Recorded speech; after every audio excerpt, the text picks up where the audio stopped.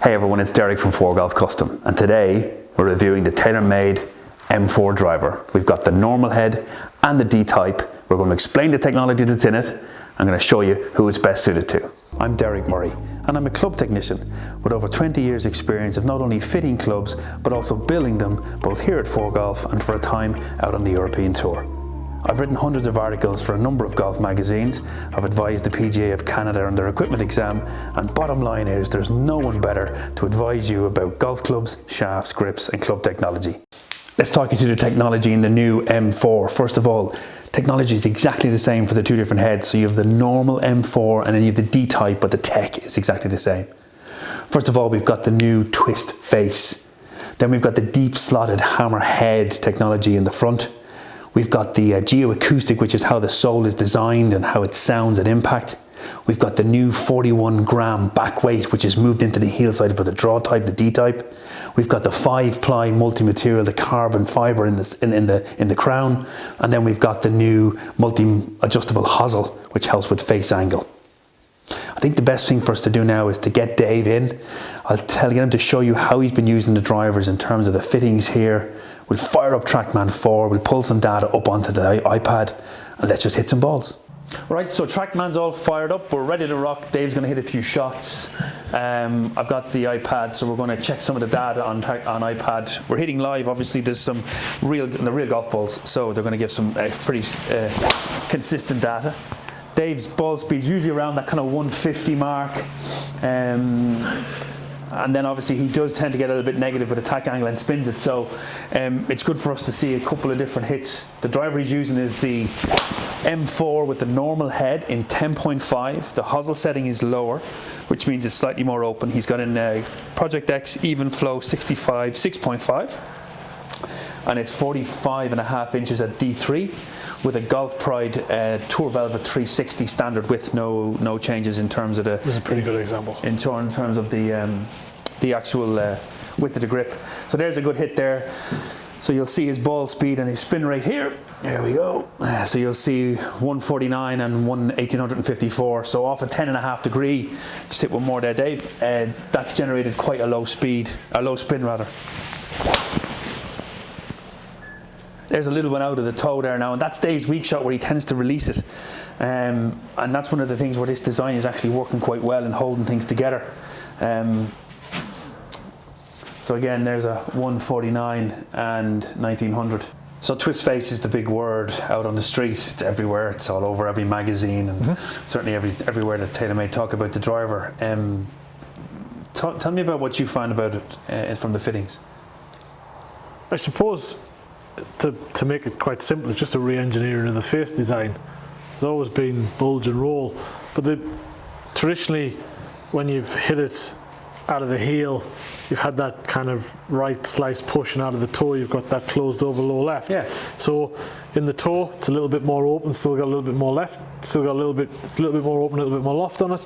And in the heel, the complete opposite, so it's got a little bit more oomph to keep it flat, and then something to take the cut spin off it. Yeah. So Brian Bazell talked about it that it's data-led engineering, so it's data-led design where they've tested to see where the strikes have come in terms of off-center strikes, and then they've engineered or designed the face around that. It's fair to say that that's pretty much what they've done, and it does pretty much deliver in terms of those misses. It definitely helps if you have the low heel miss high right, and if you're right-handed, and then the low turned over hook on the opposite side.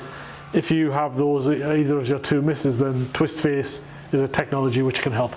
So geoacoustic is the sound or the phonetics of the club. Yeah. It's a combination of how they've designed the face, the bars that they've put into the slot, and obviously how they've designed the chassis. Have you any negatives on that, or is geoacoustic the word that they use for sound been all right? I guess if it's just associated with the noise, the only time you ever get any comments in a fitting is something's loud. So if it's dull and solid sounding and feeling, then nobody will ever pass comment on it. So it's exactly what it needs to do. Hammerhead's the next technology. I mean, TaylorMade have had slots in the driver for as long as I can recall anyway, certainly in the last 4 or 5 models.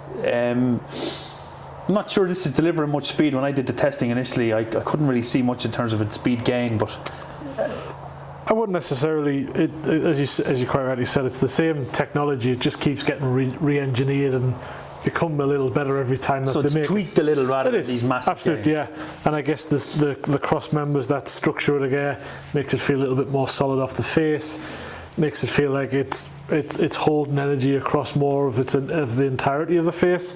So from that sense, it's done a good job.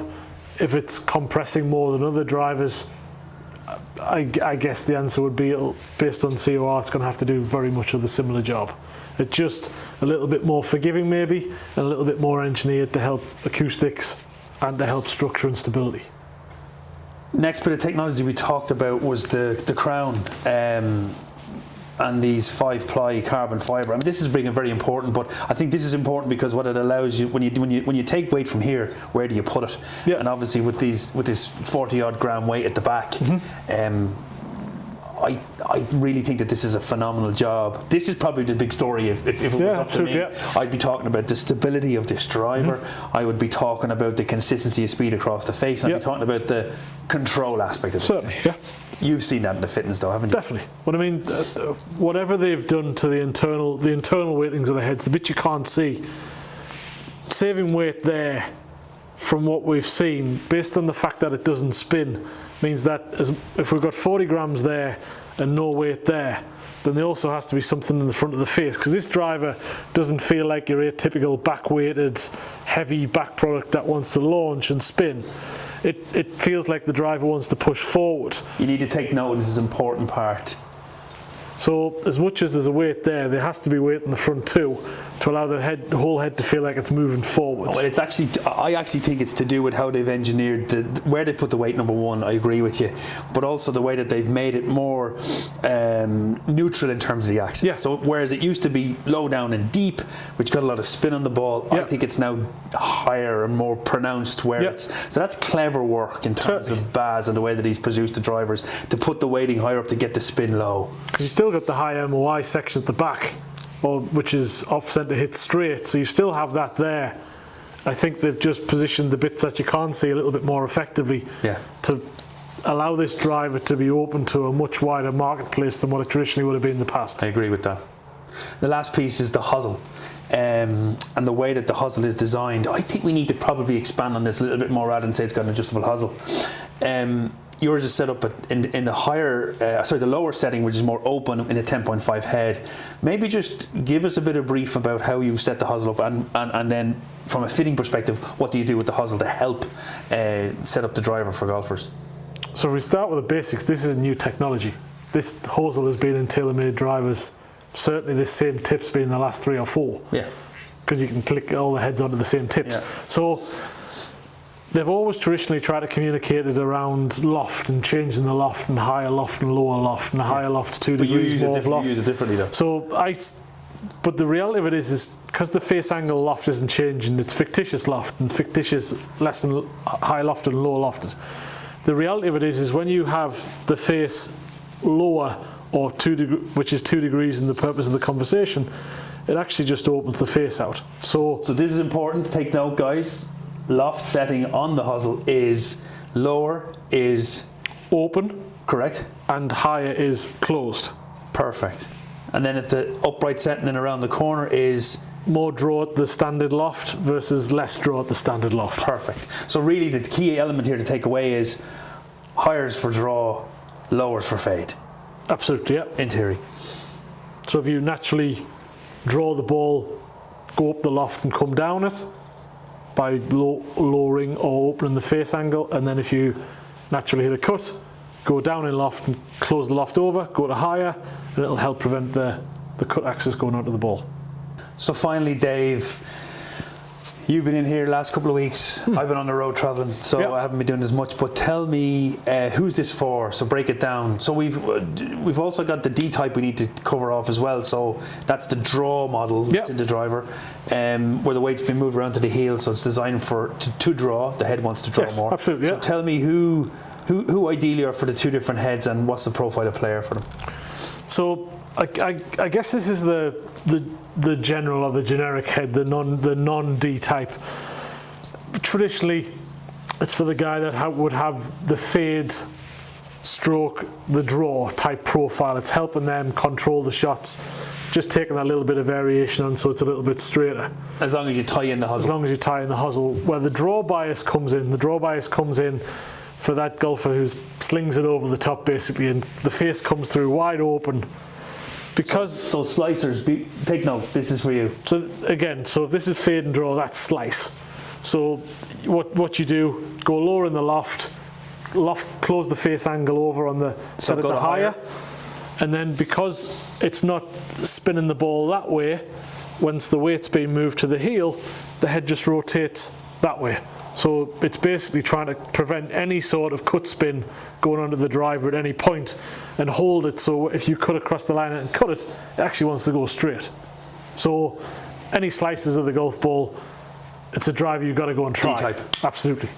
The other head then is for, potentially could be for lower handicappers now, or faster ball speed Absolutely. guys. Yeah, or people who, yeah, because if it doesn't spin, then it opens up to a much broader section. If TaylorMade split in the past would have been 60-40, it's probably more 80-20 now. Yeah, because you've got a lot more people who can use it because it doesn't spin as much. Probably the only one group it probably doesn't really help is the big slingy high hookers. So the guy that really turns it over, where you could do with a bit of weight to stable it out. But I mean, you probably could, because you could probably stable the tip, open it out, set it to lower, go up the loft. Yeah, get it to work. If you did all those things, you get it to work. But that's probably the only one section who might look at something else. Apart from that, everybody else can look at this. So look, folks, the reality of this is that one part of the design or one part of the technology on its own will not a nation fix. So really what you have to do is, I mean, fitting, I mean, everybody talks about fitting, and obviously we're big advocates of it here. We're lucky that we have access to a lot of different equipment, but we tend to look at these drivers like job specs to jobs. And when Dave and I are working with players, we'll look to see what's the ball flight, and then how do we, move the club around that to try and help save or negate the bad one. Absolutely, yeah. But twist face on its own, as a designer technology, will not work just on itself. It needs the other applications of the hosel, the right type of shaft or type of length, and then obviously applied to the right scenario or golfer, and then yes, it does work. I guess there's a lot of information there. I certainly hope that you find something interesting there to help you make a better decision. This information isn't really on our websites, or certainly it's not talked about because it's from a fitting perspective, so it's quite unique to us. If you do like what we're talking about, could you do us a favour and give us a thumbs up to let us know that you're finding the information interesting. If you've got any questions about this driver, the D-Type, or anything that we've talked about in terms of the driver itself, why don't you post them in the comments below, and then David and I will answer them for you and try to give you a best of steer as we can based on the knowledge that we have. And we've other videos as well that we've done in the past, so where can they find those videos, Dave? Jeez, I can't believe you make me do this. Somewhere up there.